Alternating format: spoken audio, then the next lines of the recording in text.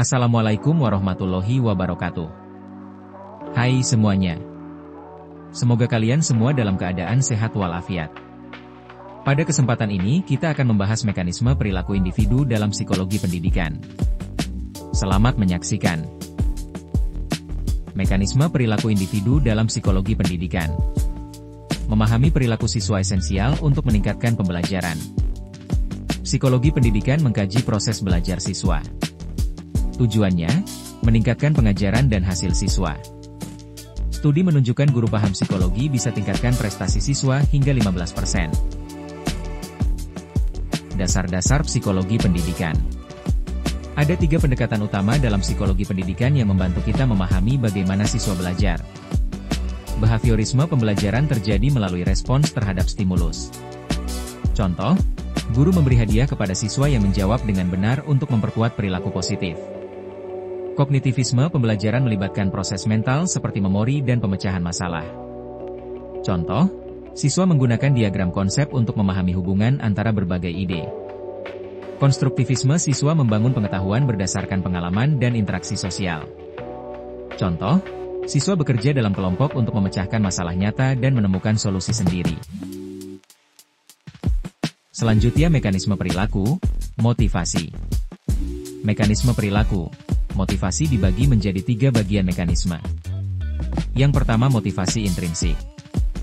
Motivasi ini didorong oleh minat dan kepuasan pribadi. Yang kedua motivasi ekstrinsik. Motivasi ini dipicu oleh hadiah atau hukuman dari luar. Yang terakhir teori self-determination.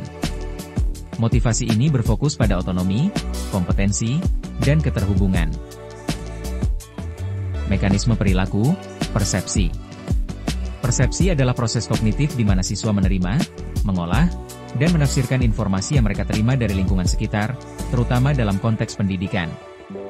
Cara siswa mempersepsi suatu materi pelajaran dapat berdampak besar pada pemahaman dan keberhasilan belajar mereka. Ini dipengaruhi oleh pengalaman, harapan, dan emosi. Sebagai contoh, tugas sulit bisa dipandang sebagai tantangan atau ancaman. Dan ilusi optik menunjukkan bagaimana persepsi bisa menyesatkan. Mekanisme perilaku. Emosi-emosi memainkan peran penting dalam mekanisme perilaku manusia, mempengaruhi cara individu berpikir, bertindak, dan berinteraksi dengan lingkungan. Berikut penjelasan 3 aspek utama dalam mekanisme perilaku terkait emosi. Pertama, kecemasan. Emosi yang muncul saat menghadapi situasi tidak pasti atau menantang. Contoh, siswa merasa gugup sebelum ujian, yang dapat meningkatkan fokus atau justru menghambat performa. Kedua, kebahagiaan. Perasaan positif yang meningkatkan kesejahteraan dan motivasi. Contoh, siswa yang mendapatkan pujian atas pekerjaannya merasa lebih percaya diri dan bersemangat belajar. Ketiga, kecerdasan emosional, EQ, kemampuan memahami dan mengelola emosi diri serta orang lain. Contoh, seorang guru yang memahami emosi siswanya dapat memberikan dukungan yang tepat untuk meningkatkan motivasi belajar. Mekanisme perilaku, kognisi. Kognisi adalah proses mental yang memungkinkan individu memahami, mengingat, dan menggunakan informasi. Berikut 3 mekanisme utama dalam perilaku kognitif. 1. Perhatian dan memori. Perhatian adalah kemampuan untuk fokus pada informasi yang relevan. Sementara memori berperan dalam menyimpan dan mengambil kembali informasi. Contoh, siswa yang fokus saat pelajaran lebih mudah mengingat materi ujian. Metakognisi. Metakognisi adalah kesadaran dan kontrol terhadap proses berpikir sendiri, termasuk perencanaan, pemantauan, dan evaluasi pembelajaran. Contoh, siswa yang menyadari bahwa mereka kesulitan memahami konsep tertentu akan mencari strategi belajar yang lebih efektif. Strategi efektif. Strategi kognitif membantu individu mengoptimalkan pembelajaran dan pemecahan masalah. Contoh, menggunakan teknik pencatatan seperti mind mapping untuk mengorganisasi informasi dengan lebih baik. Ketiga mekanisme ini berperan penting dalam meningkatkan efektivitas pembelajaran dan pemecahan masalah. Mekanisme perilaku, pengaruh sosial. Pengaruh sosial adalah mekanisme perilaku yang memengaruhi cara individu bertindak dalam kelompok atau masyarakat. Berikut 3 bentuk utama pengaruh sosial. 1. Conformity, konformitas. Konformitas terjadi ketika seseorang menyesuaikan perilakunya agar sesuai dengan norma atau standar kelompok. Contoh, siswa berpakaian sesuai tren sekolah agar tidak merasa berbeda dari teman-temannya. Obedience, kepatuhan. Kepatuhan adalah perilaku mengikuti perintah atau instruksi dari otoritas, meskipun bertentangan dengan keinginan pribadi. Contoh, karyawan mengikuti aturan perusahaan meskipun merasa tidak nyaman dengan kebijakan tertentu. Efek bystander. Efek bystander terjadi ketika seseorang tidak mengambil tindakan dalam situasi darurat karena menganggap orang lain akan bertindak. Contoh, dalam kecelakaan di tempat umum, Banyak orang hanya melihat tanpa membantu karena berpikir orang lain akan bertindak. Ketiga mekanisme ini menunjukkan bagaimana individu dipengaruhi oleh lingkungan sosial mereka.